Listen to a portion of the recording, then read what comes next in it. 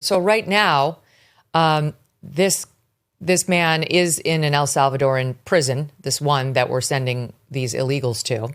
And the media back home is completely running cover for him. Just a couple more examples of the ones I gave you.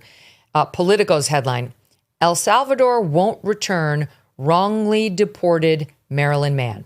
New York Times, El Salvador's leader says he won't return wrongly deported Maryland man. Bloomberg, Bukele says deported Maryland man won't be returned to the United States. I mean, you wouldn't even know that he was an El Salvadorian citizen for many of these. And here is the CBC, our friends up north. El Salvador president says he won't return U.S. man who was deported by mistake. As if Trump decided Steve Deace needs to go because he mistook you for an illegal and sent you home and then said, there's nothing I can do about this. And here's just one more. Here's the New York Times' The Daily interviewing their Supreme Court correspondent, Adam Liptak, about whether this guy has had any due process. And now I just laid it out for you. What happened to him in 2019, the immigration judge, I read you excerpts from her decision. Then it went up on appeal. I read you excerpts from that court's decision. Then he acclaimed asylum or withholder from removal.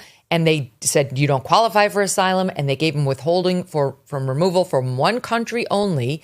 But he was absolutely deportable at that moment to any other country. And listen to the way the Times styles what happened to him. He wasn't afforded the merest amount of due process. And if he had been afforded that, he could have made 2 points. One, that he's exempt from being deported to El Salvador. And two, that if there are other things to be said about his life, he could dispute that, put in evidence, what? Call witnesses. He had the chance. He was afforded neither of those things. Mm-hmm. Yes, he was. And in any event, even if everything was true, even if he's a member of this gang, even if that's criminal conduct, even if it's criminal conduct in the United States, that still doesn't give the government the right to deport him. Maybe it gives them the right to prosecute him in the United States.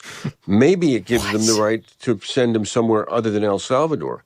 But the one thing we know is that it's unlawful to send him to El Salvador. We have every right to deport every illegal in this country, every single one who hasn't been granted asylum.